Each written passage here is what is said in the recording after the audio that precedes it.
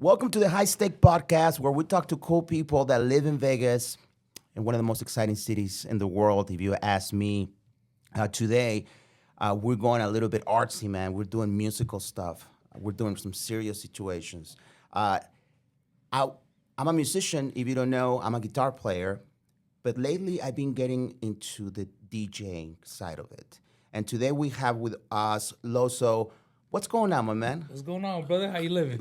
I'm just trying to have a good time. You know what I'm saying? Great You to see you, got brother. to. Nice Great to to see see you you. too. Uh, brother, how long have you been? First of all, are you from Vegas? Are you a Vegas Um, person? so originally I'm not. I declare and say I am Okay. with certain people because I've been out here about 20 years now. So I've been out here about 20 years, but I'm originally from Southern California, and I California moved in the out house. here. California in the Yeah. house. So I'm from out there. Moved out here. Was 16, and then been here since then, man. Do you go to high school here? I did go to high school out here. What high school did you go to?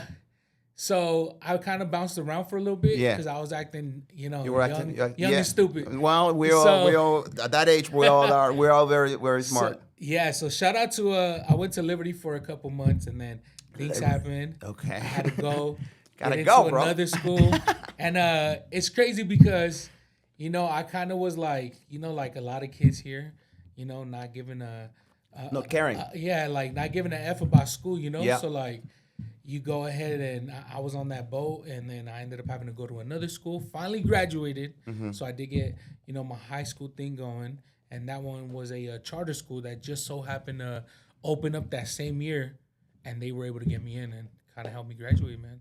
That's awesome. When did you graduate? Back in 2008. Oh 2008. wow. Wow. Yeah. Brother, I'm from '98 or '99. Damn. I know, bro. Listen, Uh, I'm a little beat up. What can I tell you? No, but you look good for. I mean, You know, but I'm saying like, damn, because I mean, 98 to 2008, that's 10 years right there. that's 10 years. And a lot changes within those Oh, 10 years, brother, let me just say that yes, I'm at that age where I go. I was walking the other day at the mall, and there was this girl, and she turned around and she called me a mister. And I almost went violent on her. I was like, "How dare you, bro? How dare you call me a mister?" But brother, I am a mister. You know what I'm saying, brother? Talk to us about your beginning in the DJing world, or what made you go. That's something that I want to do. How did you start it? So I've always been into music too. I know you and me have kind of Yeah. spoken, and we've kind of like gone back and forth about like the music stuff. Yeah. So I know you told me you played instruments. Yes, yeah. And you kind of you traveled and you've worked Yeah. with plenty of people. Well, back in school, like back in elementary, actually, as a matter of fact, it was I think sixth grade. I started playing the trombone for a little bit. Okay. Then from there, I went ahead and moved on and started doing like the trumpet. From the trumpet, I went ahead Those are and hard did, like, instruments. yeah, like I went to the baritone. But I was never able to get like, shout out to the schools that still help kids out because It's a big thing. I was the part that we couldn't afford instruments. So like I remember for the trombone, I was able to kind of like get one from the school, right? And then like the trumpet, I got lucky to even do that because I was a young kid and I just so happened to be at a yard sale and mom was able to like finesse it and be like, hey, yeah, I'll give you $10 type of thing. Yeah. So that's when I got into it more. I was like, damn, I could have this at home all the time. Boom, started doing that. Did that all the way to like 8th grade. And then after doing the music stuff, when I moved out here, that passion doesn't die. So No. like when you love music, you You're definitely hooked, like brother. That's it. you love it. So, when I moved out here, I kind of lost, touch of the music stuff because, growing up in Southern Cali, the lifestyle, It's a little different. it's a little different, but like not even, let's just say at that age, you get into other stuff, So like, like the stuff that goes on in school, you stop caring less about it. It's we're growing up. Yeah. We're growing up. We're making decisions, and most of the decisions that we're making during those age, we're experimenting with who we are, and we do a lot of crazy situations that Yep. that you're like, What kind of music were you listening to at that time? What was your influences back then? Man, I was listening to hip hop. I was definitely listening to a lot of like East Coast stuff. Like, so it was cool because back then I used to love listening to this West Coast. So I used to always be up at a young age and recording hip hop music. Yeah. Dude, back then, Power 106, Big Boy was a big thing. So Big Boy, doing his thing, I would always listen to him on the radio. Yeah. And then I would always steal my dad's cassettes, and then I'd go steal them and then go record on the stereo. And hip hop was Hold on. like what grabbed my attention. But back you're then. too young to play with cassettes, brother. It was crazy. That was my jam. That was my era. Like I was still, dude. I am lucky to be. People will never know. Like the young kids of this generation. By the way, my man right here that is helping us with the cameras, he will never know what it was like to go and buy your Max. What was it called? I mean, your Max. Was it a Maxwell cassette deck or something? Like the blanks, stack. the stack. Like you could just you would go there. You would put it on your cassette tape, and then you would listen to the song that you wanted, and you would record it. Yes. And that's how you made your mixtape. Yes. And then if you really like a chick, you would give her. You would gift her. It's a gift. It's when a you were gift. right. You would never. What do you guys have now? Apple. You remember what I'm like saying? Like Apple Digital media. digital media. yo back then we would go ahead Yeah. and write like Write the name of the song like with different cursives and stuff. Not only that, but like you would go ahead and write like a cute little message to the girl yeah. you like. Oh, yeah. And then like gift her that. Yeah. So me, dude, so at that young age, I was stealing my dad's cassettes and then using them, right? Like when he was at work, I must have been like 6, 7 maybe. And then I was like stealing Started my young. dad's cassettes, Started young. doing that, recording the music, and then I would go hide them again. Yeah. And then You would never know until bro, he my listened. dad would never know. So I'd be like recording a lot of the stuff that just so happened to be playing on Power 106 at the time. Okay. And Big Boy, I'd be listening to a lot of like, I want to say like Dre growing up Yep. and, a lot of West Coast Yep. stuff, Tupac, all kinds of stuff that, was kind of like the birth of hip hop in my life. Yeah. And then I slowly, as I got older, I started getting into like a lot of East Coast music, listening to your, Big L, listening to, Big Pun, Wu-Tang, a lot of that East Coast stuff. So that's kind of what built, my musical part. But not only that, I mean, I'm Hispanic too and Latino. So, Yep. coming from that background, growing up, I also got to hear a lot of like classic music through my Yeah. mom and dad. Yeah. So like, growing up in a Hispanic family, You it's got like, a whole influence of everything. I don't know if I could cuss here. Like, I don't know. Of course you can cuss. Oh, so Yeah. then fuck. You know what I'm Man, saying? let Come me on, bro. tell What you. are we doing over here? Okay, so back then, your mom and dad didn't give a fuck if you was asleep back then. So it was like, hey, wake up. Brother, we Latinos, what people don't know about the Latino situation, when you're a kid and you have young parents, or parents anyway to begin with, you could be 5 and you get so used to the noise at the Yes. parties that you could be sitting there at the quinceañera with Sleeping and the whole banda at the going band that's heavy. playing, and you're Yeah. like, you just, that's how we wired. Yes. So you had a lot of influences from Through mom and dad. mom and dad, hip hop, Hip hop, yup. and you go, man, and you're listening to Big Boy, and you're listening to all of these mixes. How do you get into the picture of you actually performing and doing this stuff, bro? So then when I was out here and I started doing everything out here, I came out here and I was still a youngster. So, Yeah. my mind really wasn't on the music thing.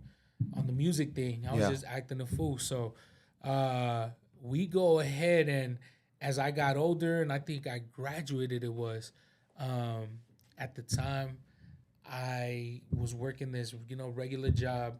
And when I was working that job, I remember my ex at the time, I had told her a story that I've always been into radio music since I was young. Yeah. And I used to record Big Boy back then. And I told her that I let somebody know when I moved here. They asked like, dang, what are you going to do in Vegas? I was already like 15, about to be 16. And I was like, you know what? If I do something out there, I would love to do radio or something with music. That's what I told that person. And then I came out here, I was with that ex, and then she was like, yo, let's go handle something. Boom, hop in the whip, and we leave on the way there, we're listening to the radio, and it just so happens that they were like, swing by this spot, and we're doing live auditions right now. You have to come right now. And my ex at the time, she was like, we're going. And I was like, but we're on the way to go. She's like, nah, F that. You're like, fuck that. Let's go do that. You've always talked about radio. Look, this is a sign. This is a sign. Bro. So, shout out to that ex because we stopped whatever the fuck we were about to go do.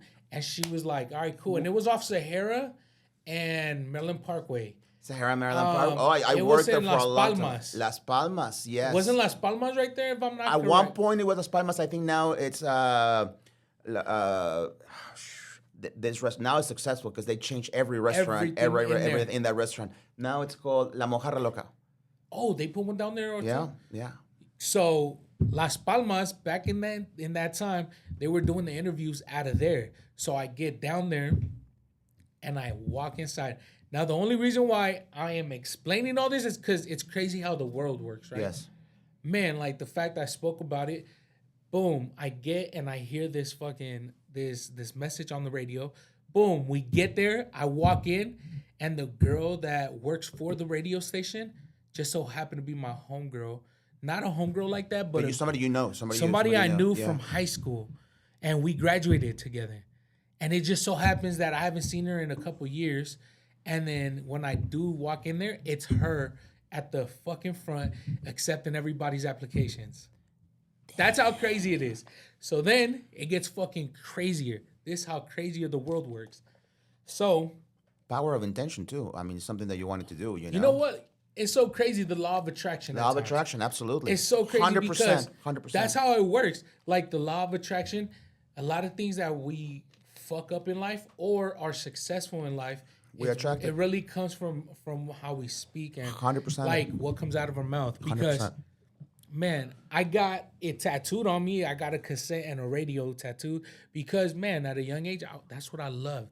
I loved having a radio and being able to go get the cassettes, and I loved it. Then I spoke it, and I was like, yo, I would hope one day, who knows, one day maybe I'll be in radio. And then I just so happened to walk in this place. My homegirl gets me into the interview. And then the first guy that gave me the interview, shout out to Enchilada Eddie. Okay. Homie Enchilada Eddie, big shout out. Shout out to him. I sit down with him and he's interviewing me and he goes, oh, like, what do you do now? So I was working for the WIC. I don't know. No, talk to So WIC is like this kind of government job where you give benefits to women who are pregnant, women who got kids. Yeah, okay. So I was doing that at the time. So then, long story short, he asked what I'm doing. I tell him. He goes, yo, it's crazy. Like, my girl goes there. And I was like, oh, like, which one? Fucking comes out that is the one that I work at. She's like, yeah. She goes, my girl goes there. She goes, as a matter of fact, dude, this guy hooked me up with extra benefits last month because my card got fucked up. And when we went to go get it fixed, the guy that helped, he literally fixed the problem and he didn't like take none of the benefits. So like whatever we had, he added new ones to it and left them there. And it just so happened to be that it was an error that occurred. Sure. Bam, I couldn't do nothing about it. Shout out to them. Sure. He tells me that and I'm like, dude, I helped your girl out. I was the one that helped your girl. Like, your girl's name is Vanessa. He goes, dude, that's my girl. I was like, remember? Wow. Yeah. I'm like, yeah, dude. I'm like, I was the one that hooked her up with those benefits at the time. He goes, bro, you're going on to the next interview.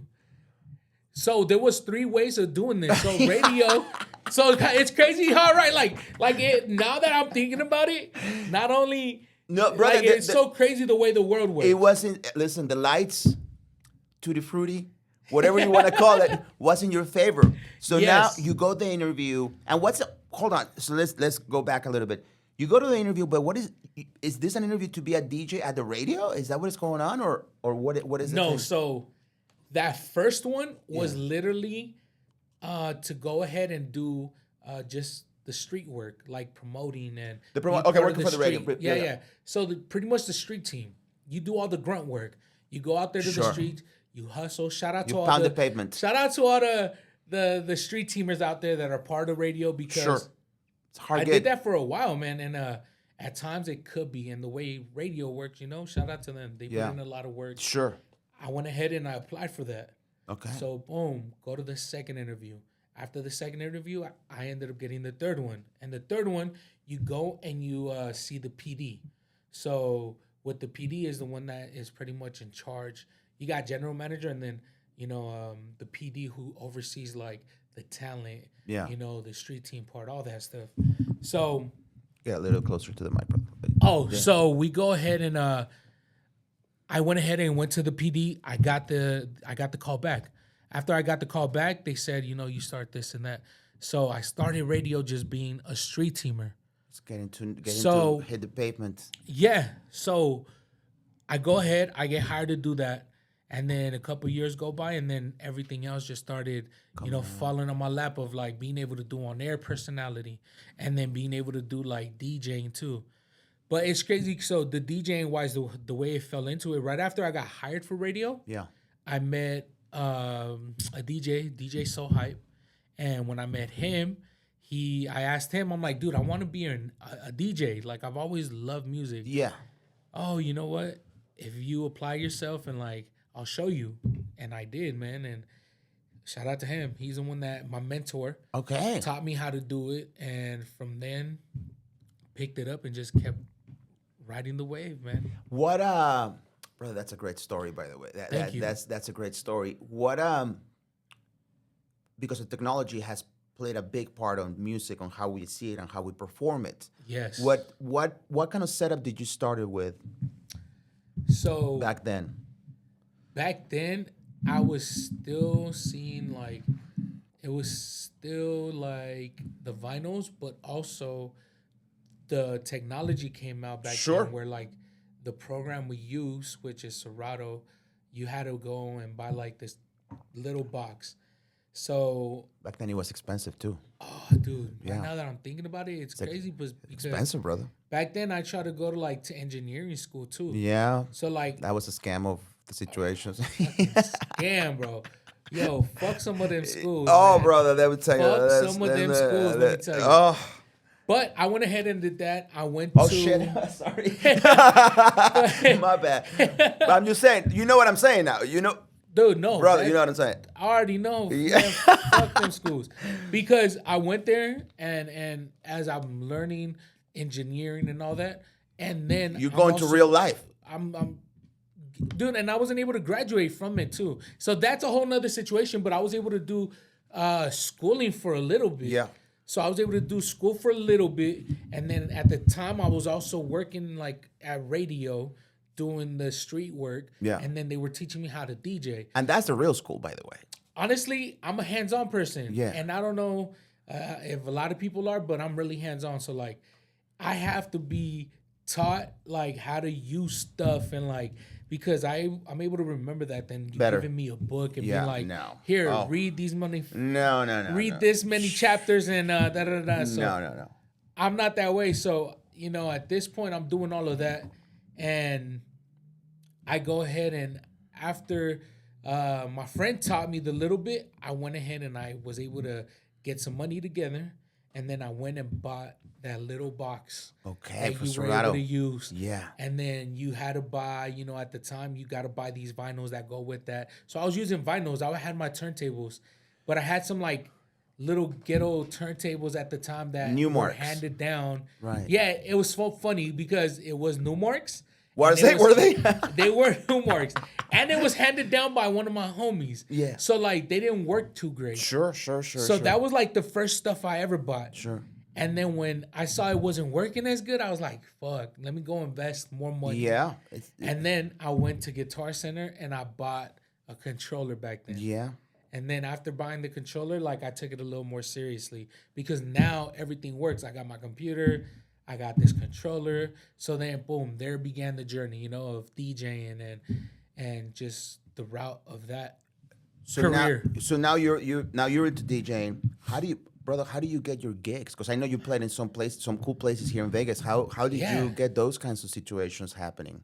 You know what? At first, when I first started to show people, when I had that equipment that I bought to show people, I kind of was just doing free shit like Sure. with local people, you know. Sure.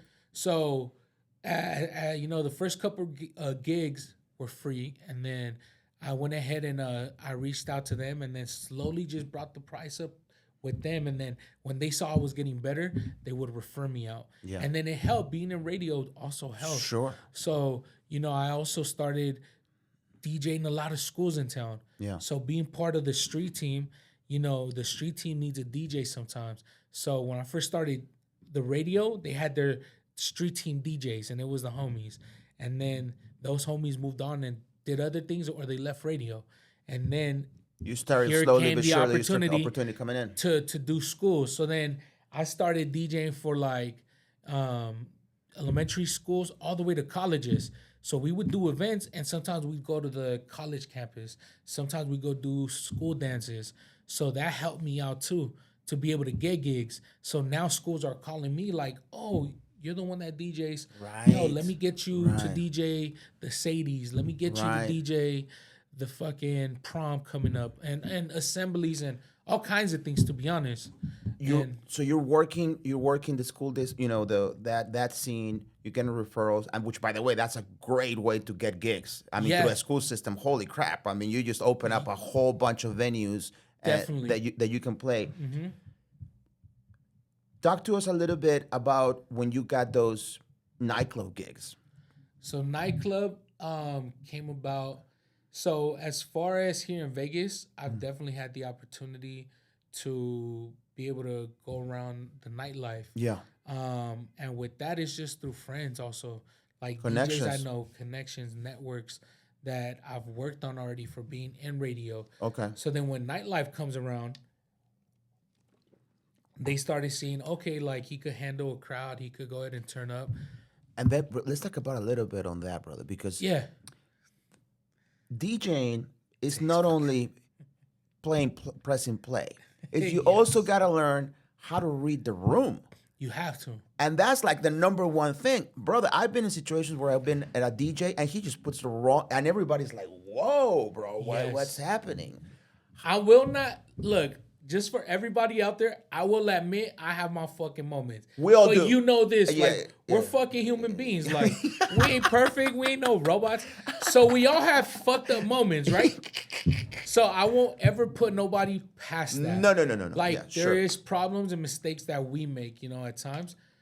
But there is definitely ways of DJing. I feel like reading a crowd is a big one. Sure. Because in the DJ game, a lot of times you could be a DJ, right, who pretty much opens up the club. And now you have to play music a certain type of way. And then you have like it runs differently. I've heard online all the time, like, oh, there's the opener, the middle guy, and then the closing. Sure. There's the guy who goes and is able to handle the whole night.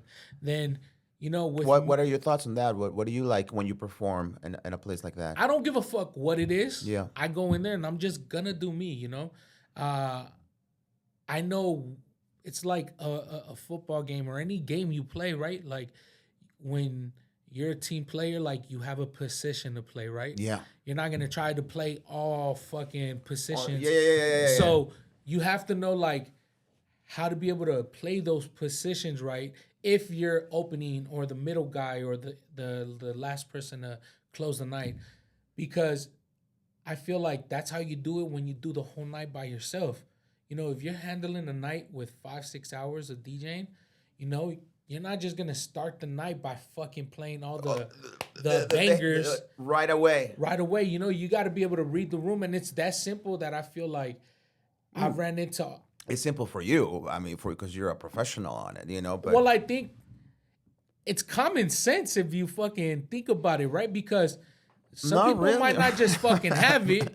that's what I'm saying. No, really, yeah. It's not having the common sense, but I feel like it's an easy thing to fucking do. Like knowing that. Come on, like You also gotta know, you gotta be pretty knowledgeable about what's happening right now, musically speaking. yes You and no. That's got yes Because and no. let's say I just give you a whole bunch of music.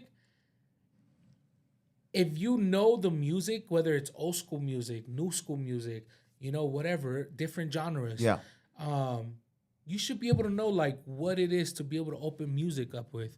Like I'm not just gonna open my set if I'm beginning, unless like people are really there to really turn up right away. Right. So you gotta. That's where the reading the That's crowd where the goes. reading the crowd goes. I'm not saying it could never happen. That's but I'm by the just way. saying, That's the talent. By the way. But I'm saying a lot of times, if I'm opening up the night, I know that I gotta start slow and I'm building the crowd up.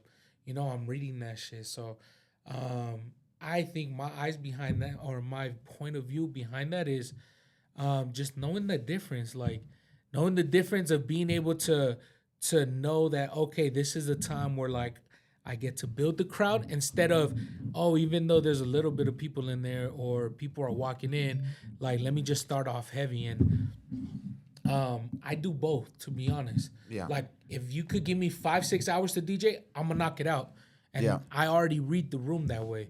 Or if you tell me like come be the opener, or come be, the main, the prime time, or the closer, like I'll do whatever, just because I know how you got. You know how to operate the whole room. Yeah, it's all reading. When you go to these places, what's your setup like? Do you take your own setup? Do you take your own controller and your own laptop, and then they supply the rest? How does that work with these big venues? So a lot of venues, some of them might have equipment there already, and all you do is show up with your backpack. Or some venues will try to go ahead and have you bring like your controller, computer. Yeah. I mean, the computer we need all the time. But, Sure. Is that where you guys keep all of your music, all your repertoire, and all of that stuff? Yeah, like definitely that, or like your hard drive. The hard drive is a DJ's best friend. Right. Because those hard drives, like, we have a lot of our music in there. Right. So I carry my laptop with the music in my laptop, but not all of it. And then I have a hard drive that's 4 terabytes with more music to be able to handle, That's a whatever lot of comes my way. that's holy crap. That's a lot of music. It's a lot of music, right? To go and listen to, and to know where to look for, and to, I mean, I'm thinking of the logistics of running that kind of a library. Yeah. It's a lot. If know? you saw my computer right now, I'm actually in the process, because there is certain programs you could use to be able to like organize your music, right? Yeah. But right now, I'm actually just the music on my computer. I'm breaking it down at the moment and trying to set it up where like this goes into hip hop, this goes into Spanish music. Oh, this genre, this genre, that genre. That's big. So it's a lot, because it's so much music that we have, and it's time consuming. So like back in the day, people would go and like go through vinyls and take the time to dig. I still love to do that. Like if I have a big vinyl collection, so I still love to do that. But imagine doing that in the computer. So now I'm going through every single song in my computer, some songs that I've never played, and now I'm like hearing certain things, just because sometimes as a DJ, when you start off too, you get blessed by other DJs.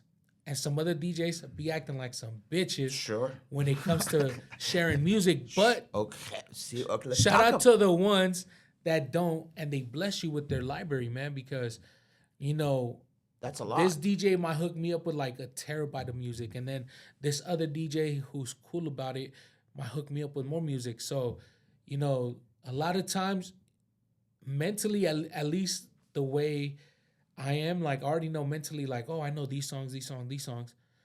A lot of times you don't go through every single song. It's kind of impossible to. It's hard, right? Or it's just a lot of time. It takes up a lot of time. Yeah.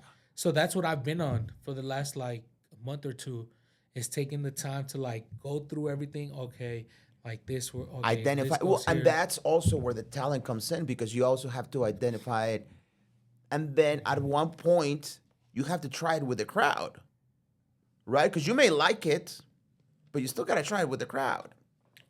Yes, I think that's the cool thing about being a DJ too, because you got to know the music at times, right? Yeah.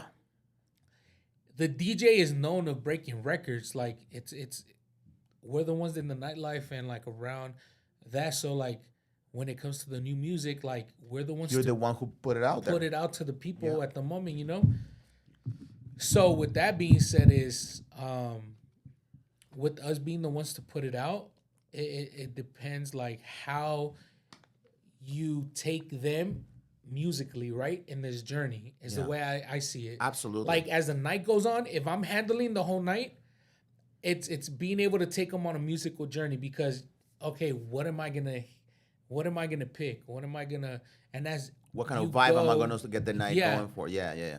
So we also DJ a little. I DJ a little differently at times, you know, because at least speaking for myself, you can make a playlist of like, okay, I'm a DJ here today, but let me make sure I have the songs that I already want to play for this venue. Right. And you could put that all in a file in a folder, right? I was gonna ask you, is that scene frowned upon?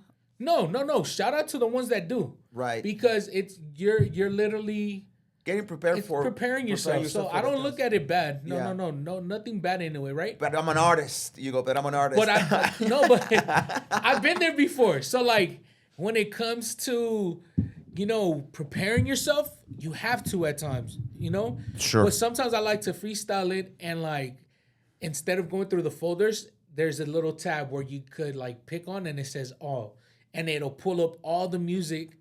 But then again, you know, this comes from a DJ point of view where I gotta DJ 5-6 hours. Yeah. And like I've DJ'd at certain places like salons where they do hair, right? Yeah. I was DJing there and we would pick up like 5-hour shifts, 6-hour shifts at times. Sometimes we do a double, so we'd stay there all day. You know? You gotta have a big library. Bro, no lie, the longest, people get so surprised, the longest I've ever DJ'd without repeating songs, I went 11 hours. Damn. Crazy. It was 11 hours that I like, close to 11. But like, I did like a double and all that and like, and stayed even a little longer than that. Like, dude, it was crazy. I did like about close to 11 hours without repeating music and all that. But it's taking them on that musical journey, right? Yeah. And it's knowing that when you DJ that long, you're playing shit that like I might not even know. And I'm doing it in a way where I'm going down every single song. So that's where the difference comes in, right? Like sometimes I freestyle it and I go down the whole list of music. And then sometimes I'll be like, okay, I'm gonna be here. Like, let me have these songs prepared. Okay, this kind of where I want to go. This is what it's gonna go work. So I don't look. It's not frowned upon. Yeah. At least I don't think so. I don't know. It's not frowned upon with me. Shout out to the ones that do prepare themselves for the night for sure. Like it helps. What about all of these big guys that you see on all of the electronic music venues? I was watching this interview where the guy said, yeah, so he goes, you have to have a pre-show already recorded because of the visuals that you see on the shows. So basically, they're just there pressing buttons. Which, by the way, I've been getting into it a little bit. It's a little bit different. I mean, you have to be very musical to be a DJ now. I mean, to do it right. Yes, yeah, for sure. You do definitely as far as DJing. You do and you don't because there is a lot of DJs too, you know. The game is definitely saturated. Yeah. Because you get a lot of whack ass DJs, you know. And when I say that is, you know, coming from people's mouth that I always talk to, like, damn, like here comes this DJ now and like so, you know, when you're at a venue and you're there multiple times, a lot of times you could sound the same because you know, you might be playing and it's all so crazy because there is times that like fuck. Not to be, I know we got a certain amount of time chilling here, but let's say if I really broke it down, it's hard to even think about it in that way because a lot of times if you're not playing music that people don't know, you have a crowd that's like, okay, vibing to it, but then you got another part of the crowd that is like, what the fuck is this? Yes. Like, right? So like, it's hard to like even blame the DJ at times because sometimes even if we break records or we want to show love to an artist, sometimes the people don't accept will be like, what the fuck? Like, what are you playing? and you start getting like the faces and like, yo, that's where the phones come out and they're like, play fucking Bad Bunny and play this fucking Do you artist. guys love that, by the way? Honestly, I laugh at it nowadays. Yeah. It gets annoying if you're at a venue where like the person could come up to you, but like there's one venue that I do where like I'm on stage and It's not gonna they happen. can't even get close to me, so they'll show me their phones and I laugh at it. But it could definitely get annoying at times, Sure. But at the same time, like, and the a lot of times, the credit stuff too, because you don't want to sound the same, but people request the same fucking song. And that is a big thing. So, you know what I'm saying? So it's kind of hard to like blame DJs at times. Yeah. Right? I think if we were to go into like how we were kind of saying, with other DJs just being push buttons, that's where like I focus more on like, how good is the craft? How do you sound? Do you sound good? Does it sound good? Are you not just dropping music and slapping this song over and then you slap this song? Sure. So it's like, are you being kind of creative with it? Are you, how is it that you transition the music? Because, there's times where I fuck up and you could definitely hear it, but the crowd doesn't hear it, It's kind of weird. Sure. If musically you're not too sure, you're there to have a good time, you're already drinking, you're not giving a fuck about the music, right? No, that, by the way, that happens for us musicians too. When you're like, dude, that has to be the worst thing as a DJ. Yeah. That's one thing that I hate now. The one thing as a DJ is that anywhere I fucking go, it affects me because you can't enjoy it. I can't enjoy music when the person is not good. You can't enjoy it, brother. And then You're if cursed. I'm It's there a curse. It's a curse. to see like friends and you're trying to have a conversation, it's like my ears are on the music and on the conversation at the same time. Because it's what you do. It's the same for me. It'll get better as you get older. You're still young because you kind of ignore it now, but still it's annoying. I used to be at a place where I go to see a band play, and I will listen to it, and I wouldn't enjoy it because I would be dissecting every little thing, and then the audio. How do they mic that thing? How do they mic the drums? How do they look at the guitar solo? And then it's like, no, we should just enjoy it, but it's hard. It's hard, brother. I ask. Thank you so much for your time. Before we go, I ask a few questions to all of my guests. One of them is, if you could go back to your younger self when you started this DJing thing, what would you have done different, or if any? So as far as that goes, hold on. I still do got more time if you want. Go ahead. It's your time, brother. It's your time. You still got more time if you're not in a hurry. No. But what was the question again? If you could go back to your old self when you first started, to your younger self when you first started doing DJing, what would be one thing that you would do different?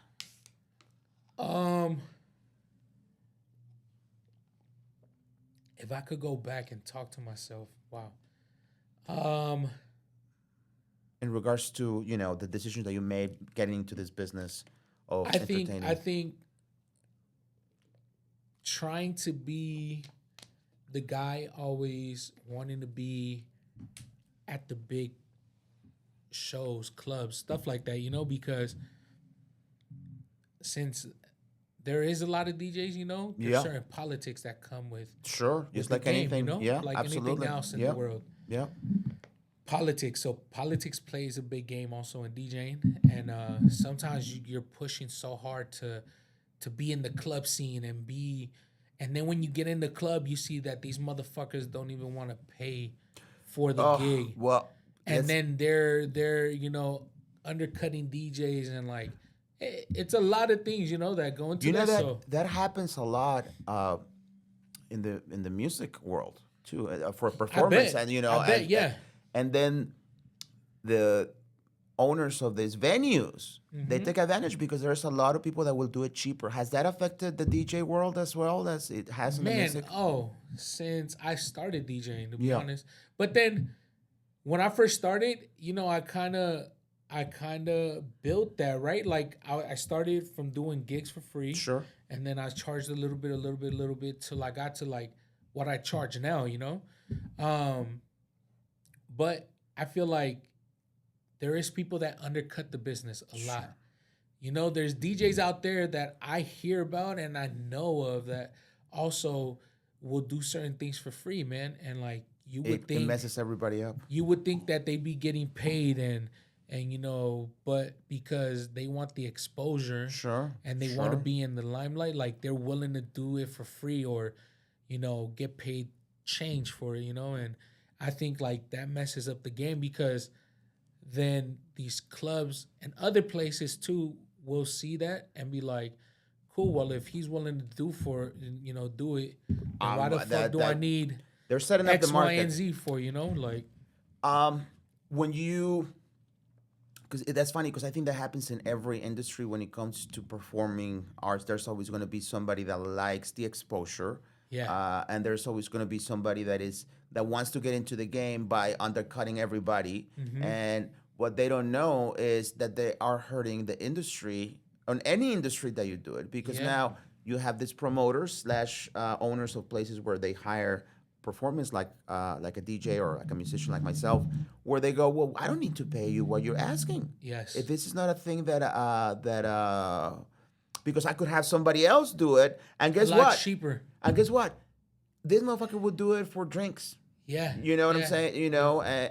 And for a post on social media or whatever. But I think that's where it gets fucked up, right? Yep. Because now, like, that keeps it keeps like anything, man. It just fucks up with everybody's pockets, yeah, But it is what it is. So with me, if I were to go back and tell myself at a younger age, I would say focus on like corporate gigs and focus on like those gigs, weddings, and because even now that's what I do a lot of. Like I do a lot of those type of gigs. I'll go work with corporate gigs. I Yes. partner up with people to 100%. do, weddings. I'm part of a crew also.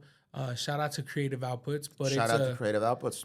it's four of us that are part of that, and we'll throw each other gigs because at times we're so busy, but we've came to the point that like we go after those gigs like weddings. I do quinceañeras. Yeah, I do corporate gigs. Those are the great gigs. I work for lawyers in town. Yeah. I work for other people that allow me to not worry about wanting to be in the nightlife all the time.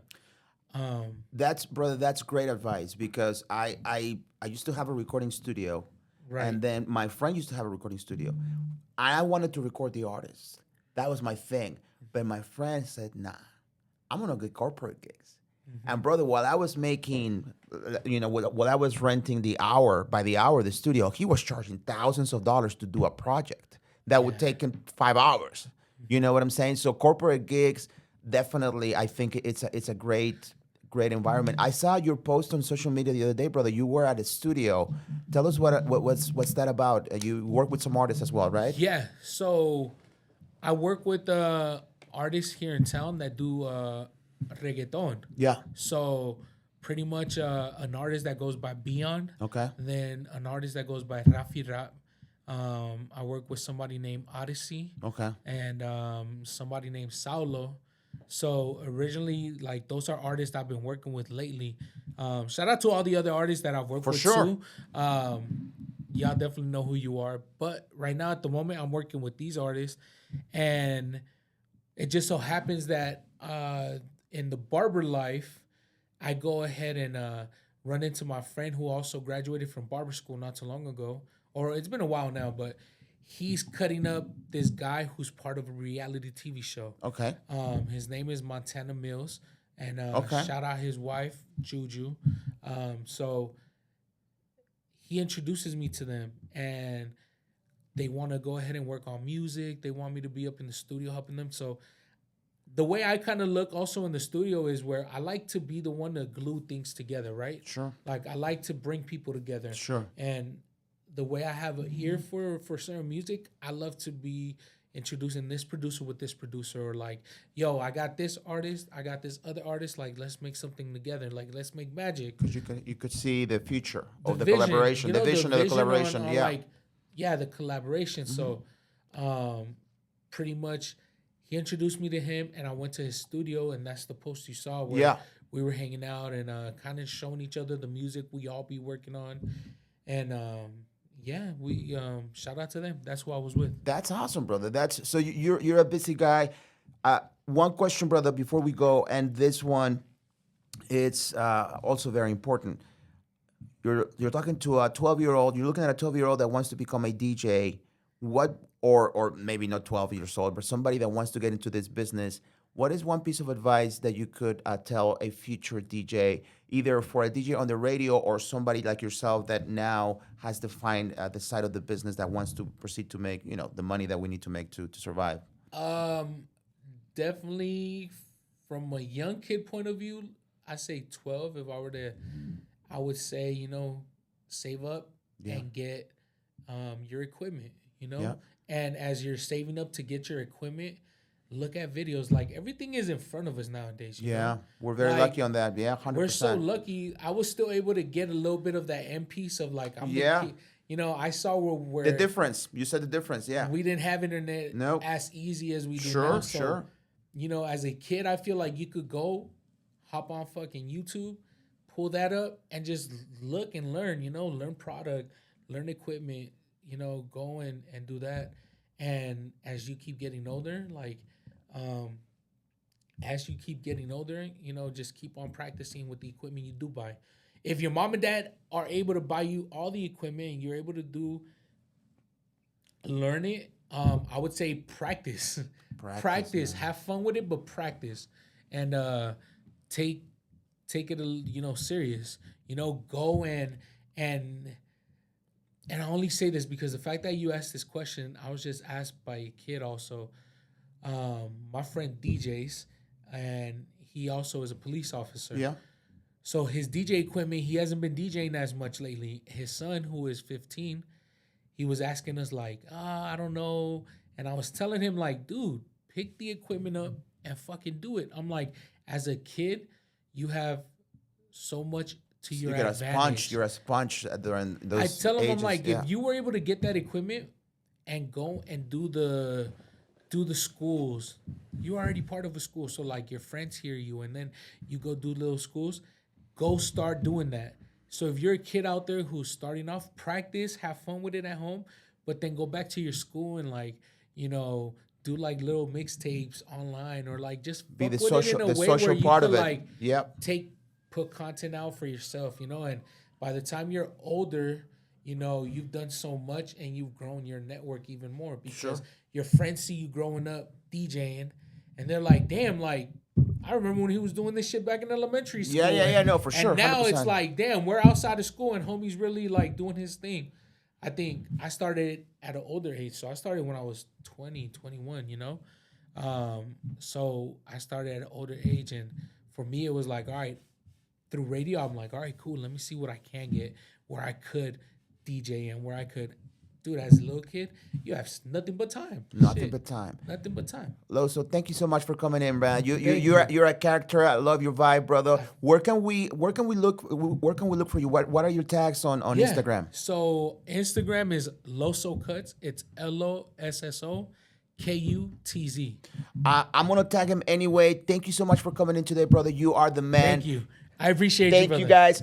Thank you. Subscribe, and I'll see you guys next week. Yes, sir. Thank you.